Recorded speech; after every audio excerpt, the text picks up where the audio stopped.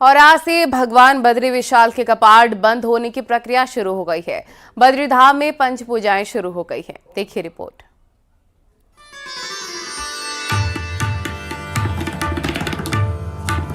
विश्व प्रसिद्ध बद्रीनाथ धाम के कपाट 17 नवंबर रविवार को रात 9:07 पर शीतकाल के लिए बंद कर दिए जाएंगे। वहीं बद्रीनाथ के कपाट बंद होने की प्रक्रिया आज से शुरू हो गई है, जिसकी शुरुआत पंच पूजाओं से होगी। सबसे पहले गणेश जी की पूजा की जाएगी और शाम को भगवान गणेश के मंदिर के कपाट बंद होंगे।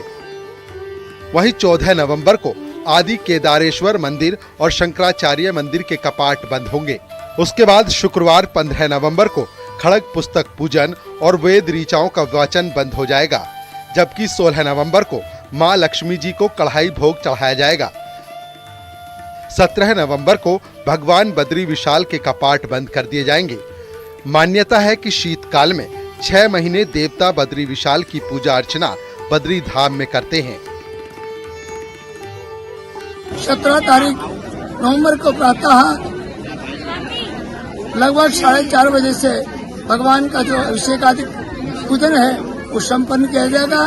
तदनंतर और भगवान को पुष्प श्रृंगार से अलंकृत किया जाएगा और 17 तारीख को भगवान को किसी भी प्रकार के आभूषण से अलंकृत न करके पुष्प श्रृंगार भगवान का किया जाता है। इसमें का मुहूर्तानुसार और मंदिर गर्भगृह में प्रवेश होगा और तदनंतर भगवान की शयन आरती होने के पश्चात सारे देवता जो उद्धव जी हैं, कुबेर जी हैं, गरुड़ जी हैं और यहाँ से और गर्भगृह से प्रस्थान स्थित हो जाएंगे और तदनंतर भगवान के श्री कपाट देव पूजा के लिए और 9:07 पर और विधिवत पूजन नगर में और उत्तम वर्गोत्तम नवांशक में 17 नवंबर को बद्री विशाल के कपाट बंद होने के बाद 20 नवंबर को मधेश्वर मंदिर के कपाट शीतकाल के लिए बंद होंगे।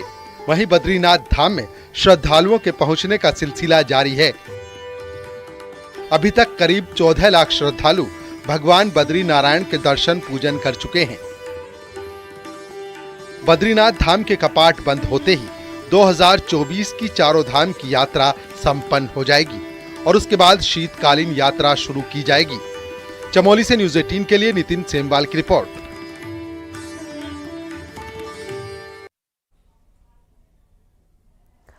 पहाड़ों में पलायन रोकने के भले ही लाख दावे किए जा रहे हों, लेकिन ये दावे हकीकत से कोसों दूर हैं। खास करके पिथौरागढ़ में, जहां पर खेती का रकबा साल दर साल कम होता जा रहा है। हालात इस कदर खराब हैं कि राज्य बनने के बाद यहां पर खेती का रकबा 12,000 हेक्टेयर कम हो गया है, जिससे कि साबित होता है कि पलायन की रफ्तार बढ़ रही है।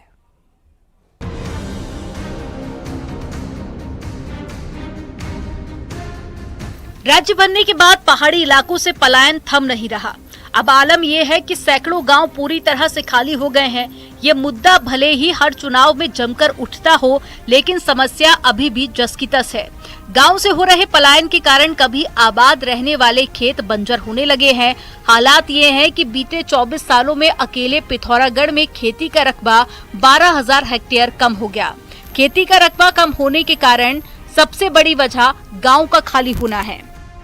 जब हमारा राज्य बना था तब तो पिथौरागढ़ जिले में लगभग हमारा 44,000 हेक्टेयर का एरिया था और जो अभी वर्तमान आंकड़े हैं उसके हिसाब से अभी 32,000 पर ये आ गया है। लगभग 12,000 हेक्टेयर की हमारी कमी हुई है और ये कमी भी मुख्य रूप से चूँकि पलायन की जो बढ़ती हुई समस्या है इसी की वजह से है।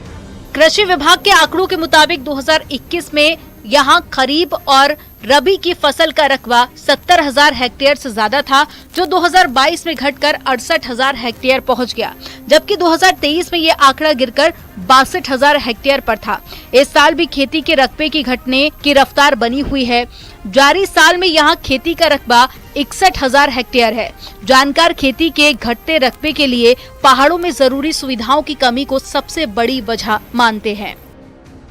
क्योंकि आप देखिए बुनियादी जो सुविधाएं हैं, सड़क तो कुछ जगह पहुंचे है, स्वास्थ्य है, स्कूल है, इस तरह की जो सुविधाएं हैं जिनके चलते आदमी पलायन करता है, तो वो चीज़ें अभी भी मुहैया नहीं है हमारे गांव दूर दराज के इलाकों में।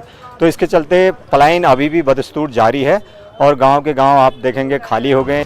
पिथौरागढ़ के साथ ही कुमाऊं के बाकी 3 पहाड़ी जिलों में भी खेती का रकबा लगातार कम हो रहा है, जिससे ये साबित हो रहा है कि किसानों को लुभाने की सरकारी योजनाएं भी परवान नहीं चढ़ पा रही हैं। हालात ऐसे ही रहे तो तय है कि आने वाले सालों में स्थिति और अधिक भयावह होगी।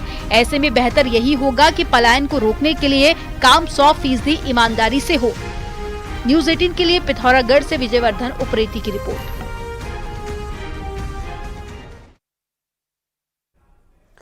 हरिद्वार के बीएचईएल इलाके से सांपों के जोड़े की अटखेलियों वाला एक वीडियो सोशल मीडिया पर वायरल हो रहा है। सांपों का ये जोड़ा रसल वाइपर प्रजाति का है।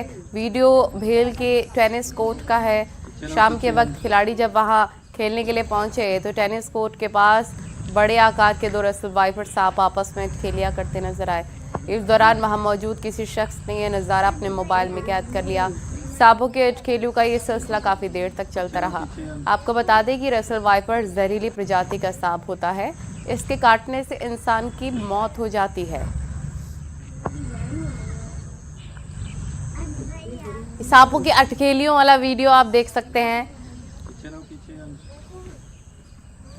जहरीली प्रजाति का सांप है ये रसल वाइपर।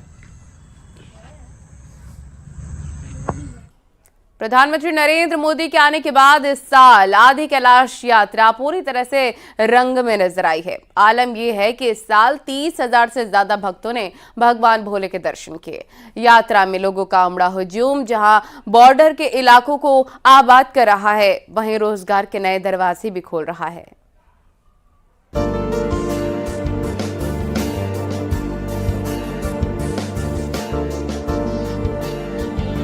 एक दौर था जब गुंजी से आदि कैलाश जाना किसी चुनौती से कम नहीं था, लेकिन अब हालात पूरी तरह बदल गए हैं।